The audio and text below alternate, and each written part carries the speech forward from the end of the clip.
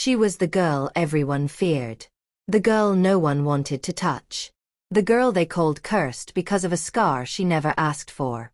But one ordinary morning, as she knelt by the roadside begging to save the only woman who ever loved her, a tech billionaire stepped out of his Tesla, took one look at her scar, and fell to his knees crying. What he revealed next would shake an entire community and rewrite her destiny forever. Before we begin, please like, share, comment, and subscribe for emotional stories filled with suspense, mystery, and unforgettable life lessons. Let's dive in. The neighborhood of Riverside was a place where the morning sun always seemed hesitant before breaking over the apartment buildings, as if even daylight feared the whispers that lived among the people. To outsiders, Riverside looked ordinary. Brick buildings, concrete sidewalks, food trucks on corners, children playing basketball in parking lots. But beneath that surface lived a silence that carried fear, superstition, and cruel judgment. And in the center of that silent fear stood one girl. Maya, 19 years old, tall, slender, gentle, and marked by a scar that ran from the left side of her forehead, curved down over her eye, and stopped at her cheek. A scar that should have only been a reminder of survival. But in Riverside, it became a curse. Whenever she stepped out of the small apartment she shared with Mrs. Chen, neighbors stared as though something dangerous had just walked past. "Stay away from her," mothers would warn their children, pulling them close. Some people would cross the street. Others would whisper prayers under their breath. The building superintendent shook his head, muttering stories that grew darker each day. They said she was possessed by something evil. They said her scar was the mark of dark spirits. Some even claimed she killed her real family, and the scar was punishment from above. Maya heard the whispers. She felt the fear. But none of it hurt more than watching people move away from her shadow as if simply standing near her would bring misfortune. She had no friends. No one her age would sit beside her on the bus. She never joined the community events or block parties. When she went to the laundromat, people would gather their clothes and leave. In all her 19 years, she had known only one person who saw her as human. Mrs. Chen, the elderly widow who raised her. The old woman was frail now, her steps slow, but her heart was stronger than any warrior. She called Maya my daughter, even when the entire neighborhood mocked her for it. "She's bewitched, that old woman," neighbors whispered. "How can a childless widow suddenly have a daughter? And look, her husband died mysteriously. It must be the girl's doing."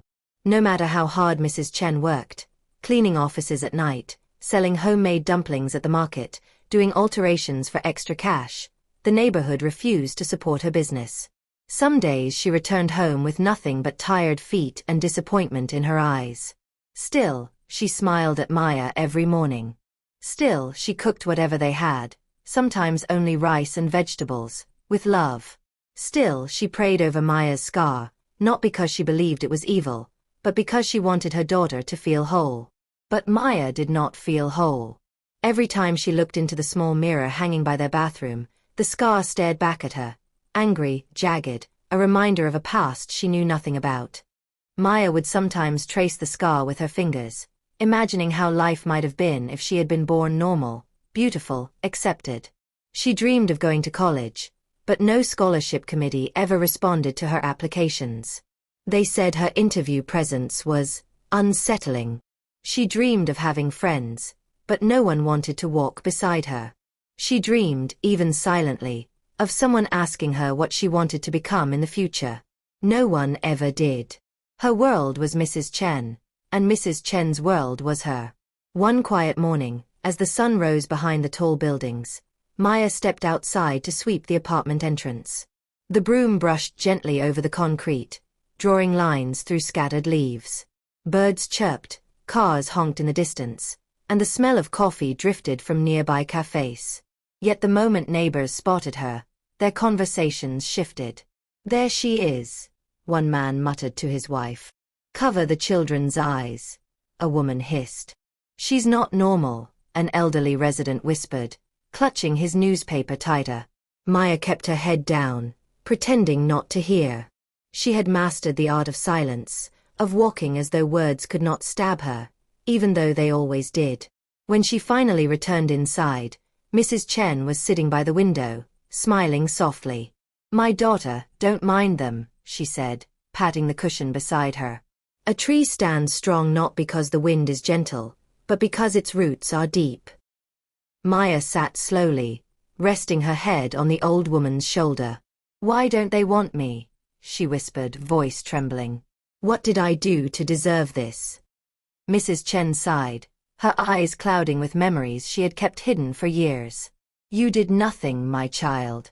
Nothing at all." Maya closed her eyes.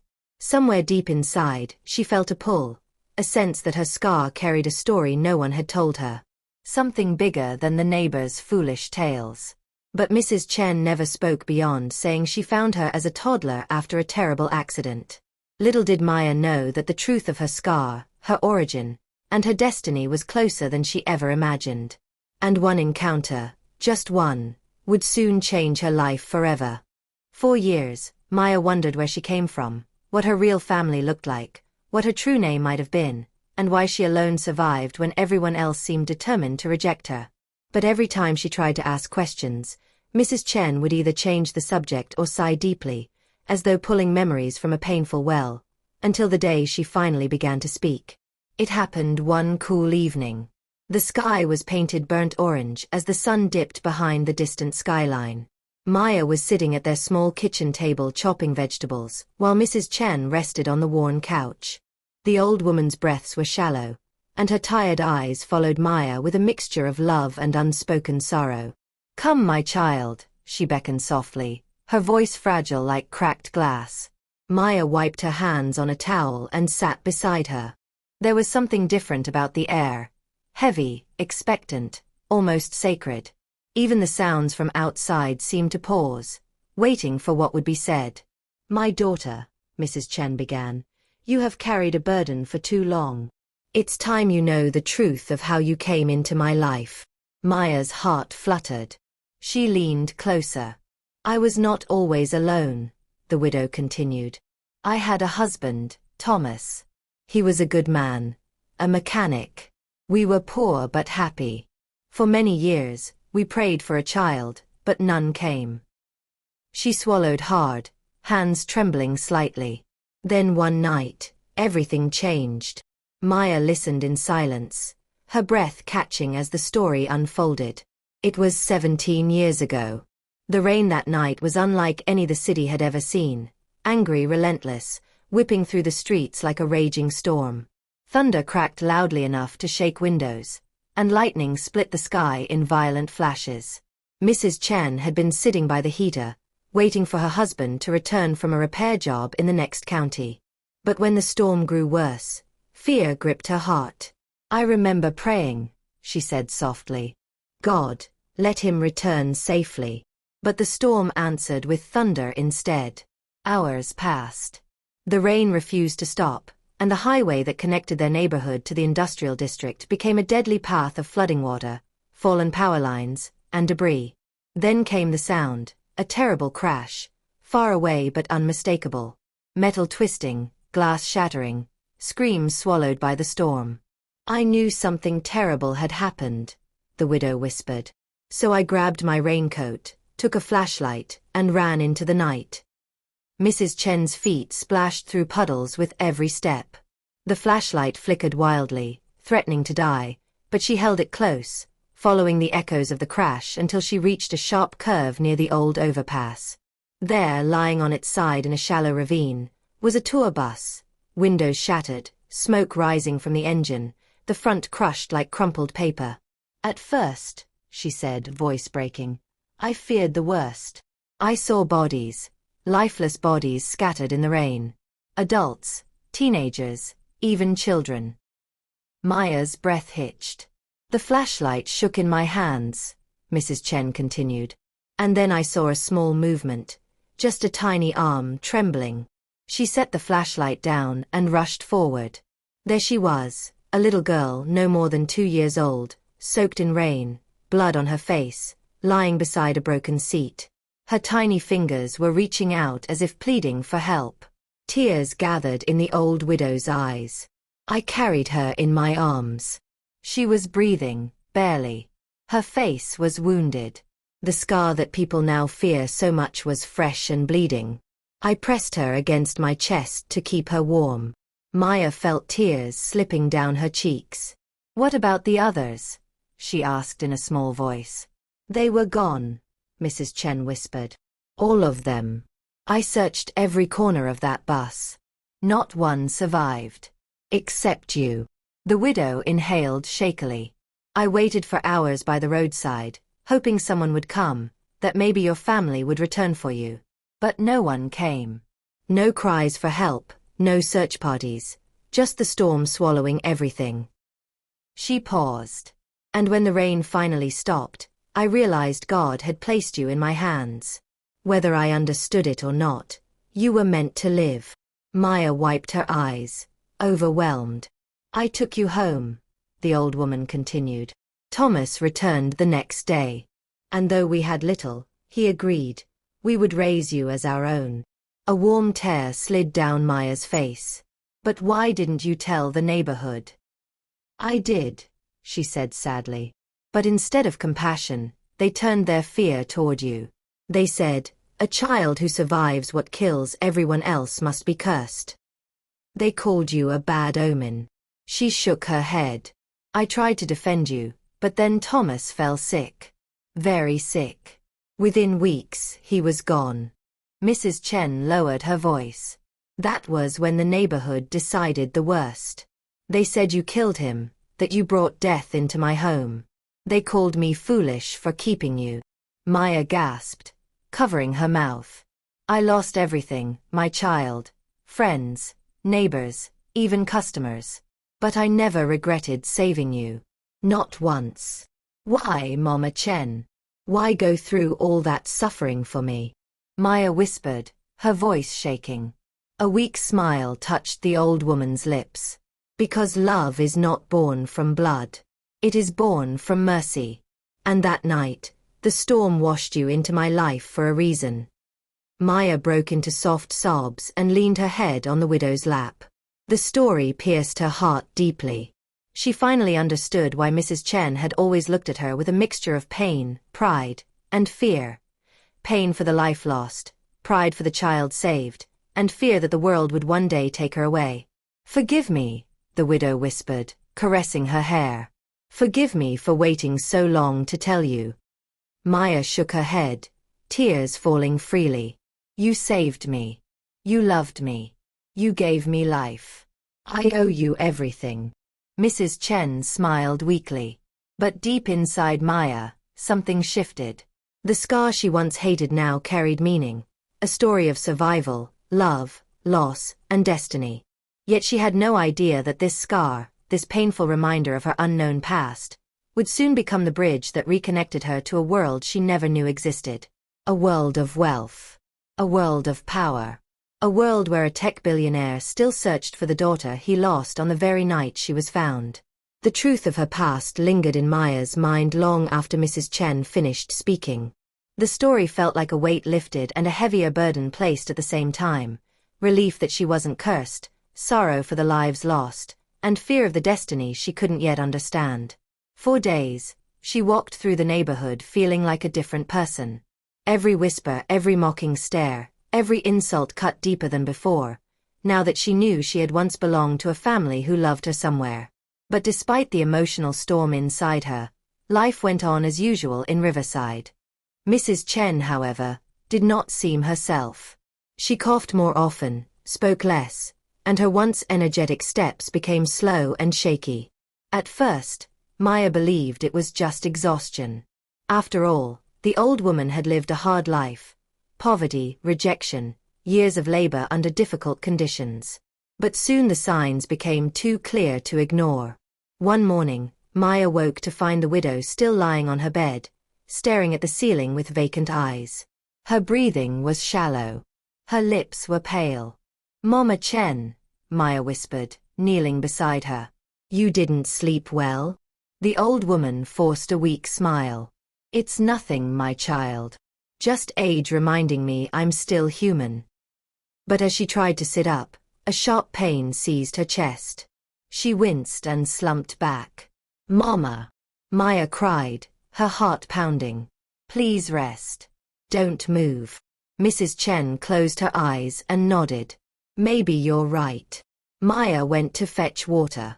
The morning sun had barely risen, yet sweat clung to her skin.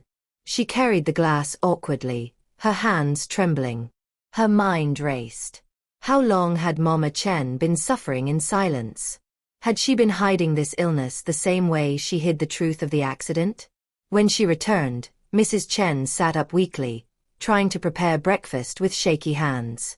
No, Mama, Maya said softly, taking the bowl away. Please let me do it. The old widow sighed. We need something to sell today. There's barely any rice left. If we don't work, we won't eat. The words stabbed at Maya. Poverty was no stranger to them. But hearing it spoken while the woman's body clearly battled sickness broke her heart. She quickly prepared what little food they had, all the while watching Mrs. Chen from the corner of her eye. The old woman's shoulders sagged. Her eyes dimmed. Her cough grew worse. By noon, she could barely stand. Maya rushed to support her. Mama, please let me take you to the clinic. No, the widow whispered, gripping her hand. You know how they treat us. They won't help the woman who raised the cursed child. They'll only take our last money and blame my sickness on you. Tears pooled in Maya's eyes. Mama, I can't lose you. You're all I have. The old woman stroked her cheek gently. And you are all I have. But don't fear, my daughter. Sickness is a visitor. Sometimes it comes, but we send it away. But even as she said it, her head drooped, and she leaned completely on Maya for support. The following day, Mrs. Chen could not rise from her bed at all. Maya cooked soup in hopes it would strengthen her, but the widow only managed a few spoonfuls before turning away. She was breathing harder now, sweating despite the cool morning breeze. Her fingers trembled when she reached for Maya's hand. My child, I'm tired. No, Mama, Maya whispered. Please don't say that. I just need rest, she murmured, forcing a smile. But Maya knew better. She knew the frail body in her arms was breaking down. The reality struck her like a blow. If she didn't find help, real help, Mrs. Chen could die. Yet where would help come from in Riverside? No one cared for them. The neighbors avoided their apartment. Even the young people who once gossiped loudly now muttered in hushed tones whenever they passed, saying, Sickness has finally caught the cursed one's keeper. Some even laughed. That old woman kept a cursed child, one neighbor whispered loudly. Now fate has come for its payment. Maya heard it all. She felt each word like fire burning into her skin, but she refused to break.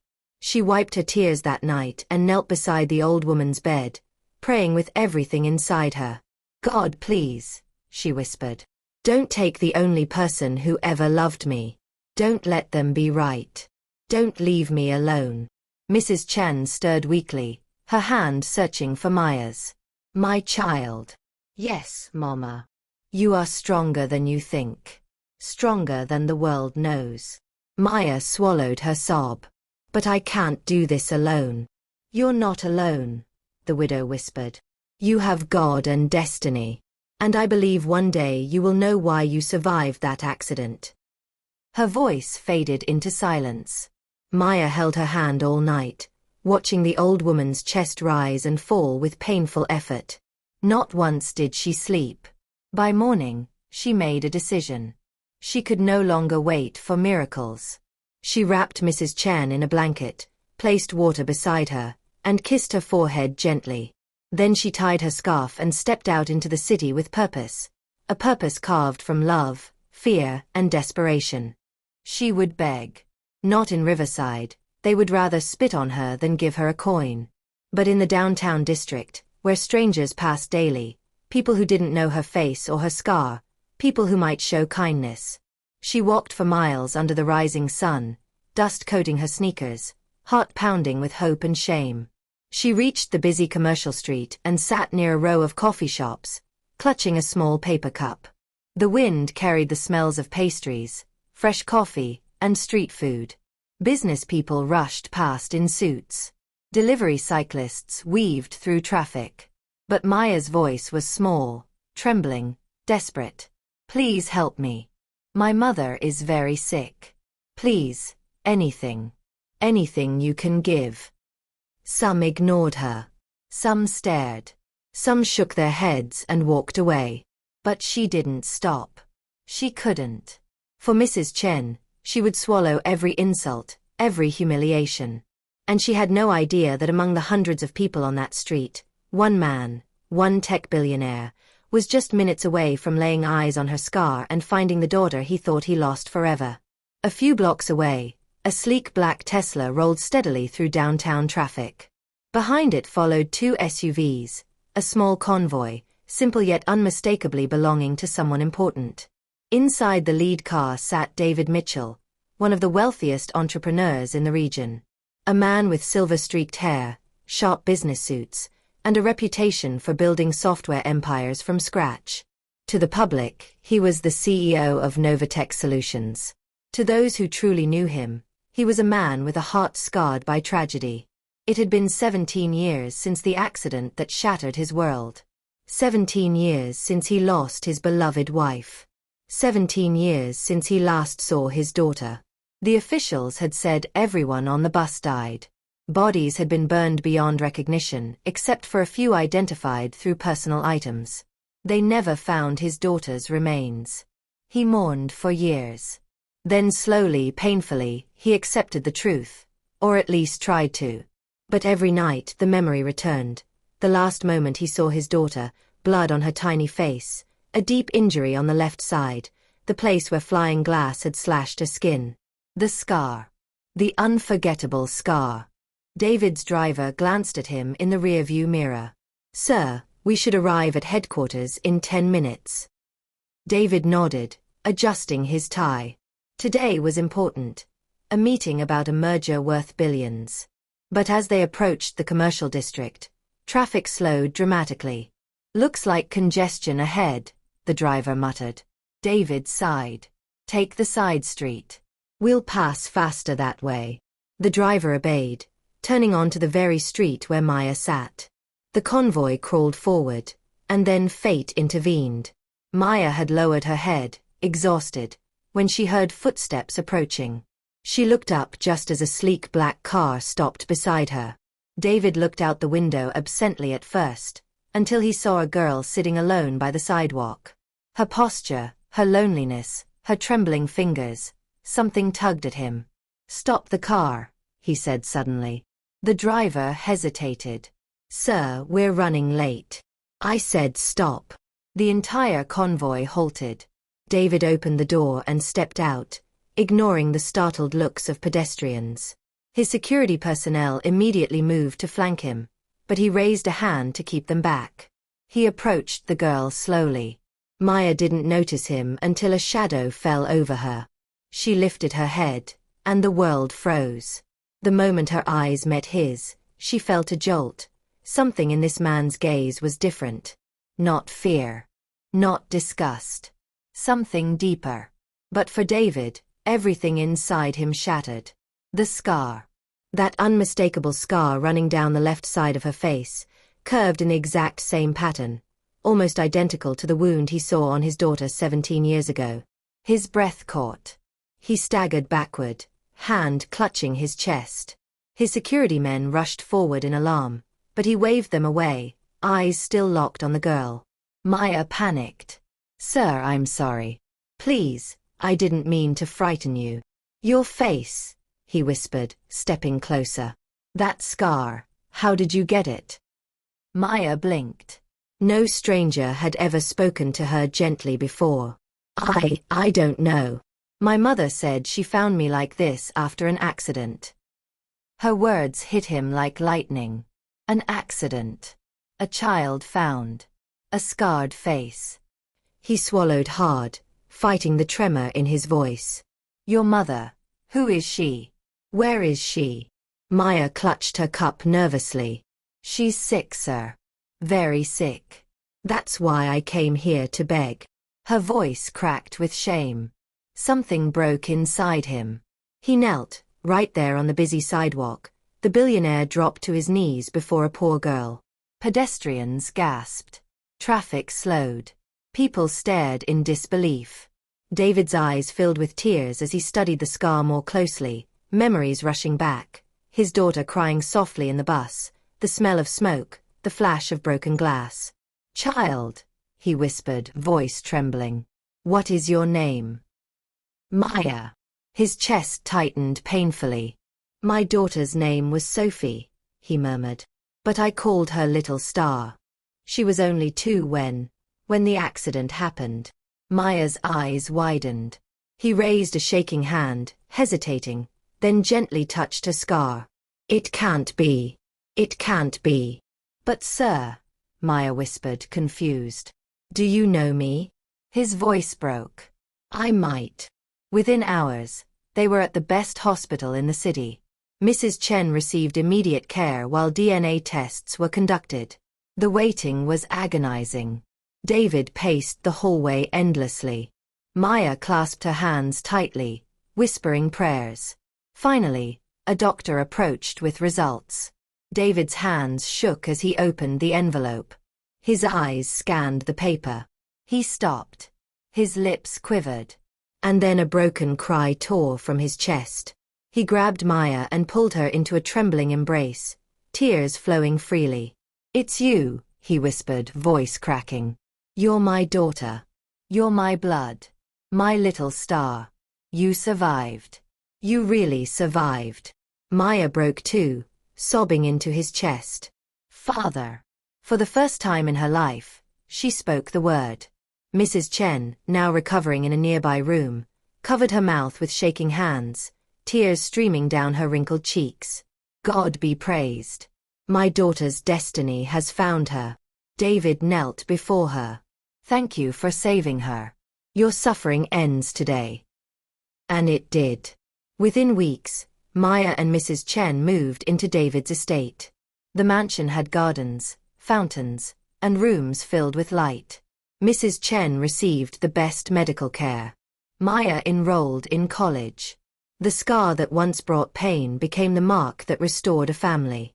The neighborhood that rejected her now whispered in awe. But Maya never looked back with bitterness. She had risen above them. She had found her true identity.